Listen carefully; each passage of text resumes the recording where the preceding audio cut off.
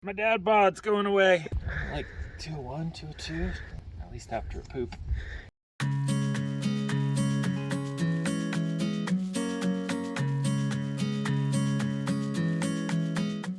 Desert ice climbing is special. A route may not form for 5-10 years, and due to the right conditions, it just comes in for a couple days. You kind of have to have your ear to the ground and be monitoring conditions. And when you think the conditions are right, you better go try, because the routes might not be around for very long. What's gonna be actually interesting is the top out, because it's just a smear on a slab and it looks like it gets pretty thin.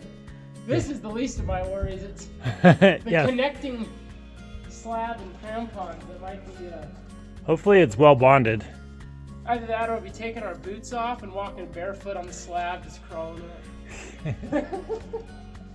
Jason's been climbing in this area for over a decade. He's climbed all the rock routes and had never found this route in condition. So when he told me the route might be in, I was fully in for the adventure. There goes Jason soloing away up the delaminating smear.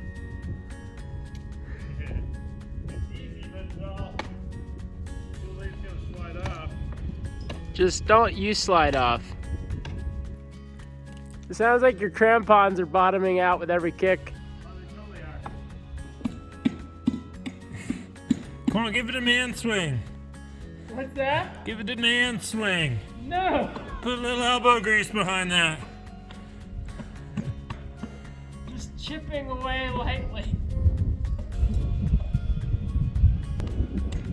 I mean, these wrist flicks are bottoming out. I know. You can't help but just like think of riding that whole thing down like a surfboard, huh? Yeah, it's what it sounds and feels like. For sure. It's like a surfboard amusement park ride.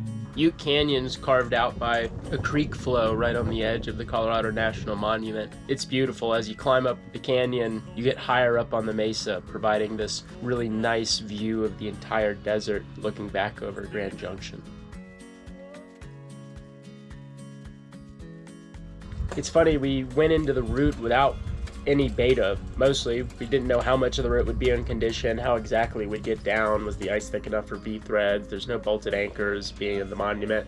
So we went into the route with a really open mind, and the route doesn't gain a lot of vertical elevation, really, 500-700 feet, but the route just kept going. We kept doing another ice step, going farther back into the monument. Yeah, you're getting every other one of my sticks.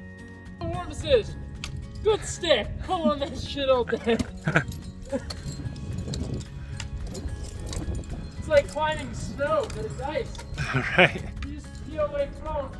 We got lucky, the entire route was climbable. Some of the ice was only a single centimeter thick, but we kept ascending higher into the canyon and finding another ice step, more ice, and it kept allowing us to go the entire length of the canyon proper until we were able to step out onto the monument plateau. Angle it to make it actually look steep. Yeah, here we go. There you go. Huzzah! Can't get my tools out. So we only took a single twin rope, thinking that we would solo most of it, but that kind of limited the options we had for getting down off the route. And as we kept climbing and finding another ice step and going farther back into the canyon, we're gonna have to navigate through the desert and find a way off the route. Yeah, who knows how we're gonna get out of here exactly. Climb. We climb. So we started around. Beautiful storm coming across the desert. Grand Junction down below. Such a cool adventure. Ute Canyon. Well, looks Symmetry. like we topped out the canyon into the sunshine. And I guess we go back down. It's a funny feeling getting out of the shade and out of a canyon, climbing ice and topping out into a warm desert where there's a rock climbing crag and hitting a national park trail.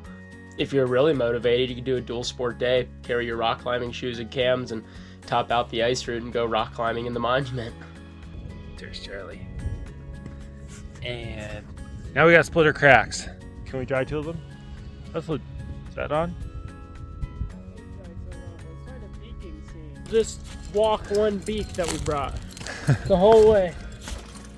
Gotta love walking down a splitter crack rock climbing trail wearing mountain boots. Those are falling like national Crampons. Park trail. More than fun. Feel a little out of place with this get up on. We walk past anybody and be like, what the fuck are you doing?